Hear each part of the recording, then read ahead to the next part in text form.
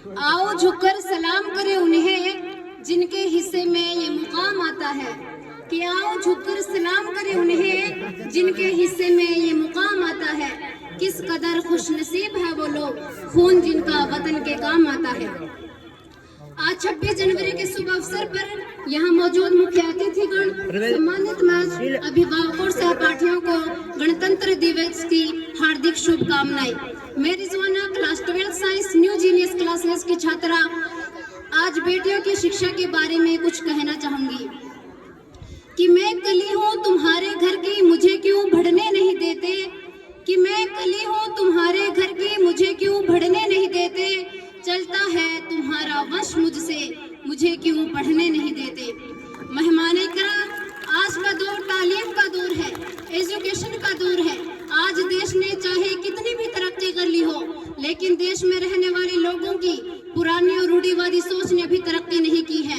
मैं कहना चाहूंगी कि जो लड़के उन परिवारों से संबंध रखती है जहां ये सोचा जाता है कि लड़कियां बोझ है, लड़कियां तो पराई है, उन्हें पढ़ाई की उम्र में घर के कामों काज में लगा दिया जाता है।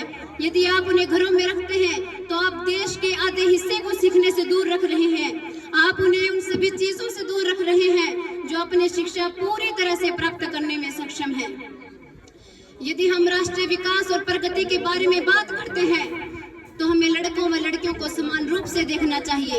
एक चीज जो किसी को अपना लक्ष्य प्राप्त करने से नहीं रोकती, वह है स्वयं पर विश्वास। लेकिन लड़कियों के मामले में उन्हें सफलता हासिल दिलाने के लिए अपने परिवार वालों की जरूरत होती है।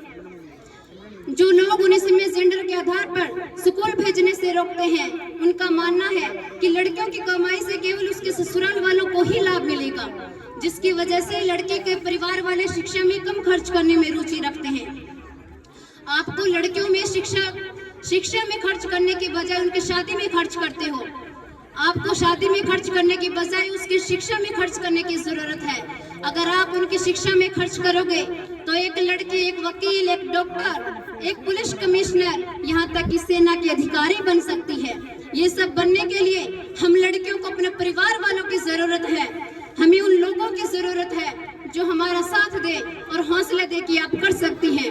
अगर किसी लड़की को खुद को साबित करने का मौका दिया जाए तो उसके पास खुद को साबित करने की शक्ति की कोई सीमा नहीं होती। आपको सिर्फ इतना करना है कि उन्हें अपने घरों से बाहर अपने सपनों को पूरा करने की अनुमति देनी है। हमें अपनी सोच को दूर करने की जरूरत है। हमें यह विश्वास करने की आवश्यकता है कि हम उन पर निर्भर रह सकते हैं, तो वे आगे जरूर आएंगी और कुछ करके भी दिखाएंगी।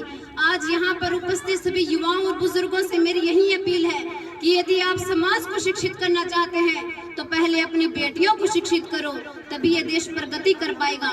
क्योंकि इस दुनिया को जन्म देने वाली एक माँ एक लड़की ही होती है। तो सोचिए, अगर वह लड़की स्वयं अशिक्षित है तो क्या वह आगे आने वाली पीढ़ियों को शिक्षित कर पाएगी?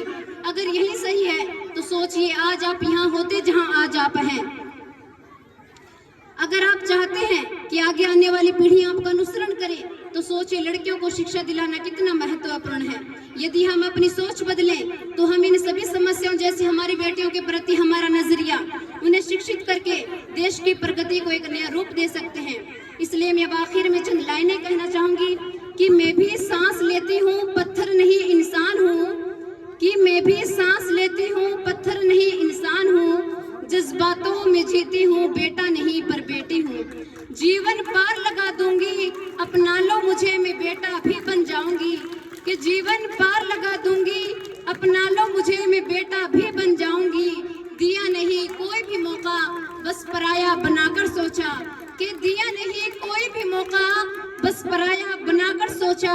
हर लड़ाई जीत कर दिखाऊंगी, मैं बोझ नहीं भविष्य हूँ, कि मैं बोझ नहीं भविष्य हूँ, बेटा नहीं पर बेटी हूँ। धन्यवाद।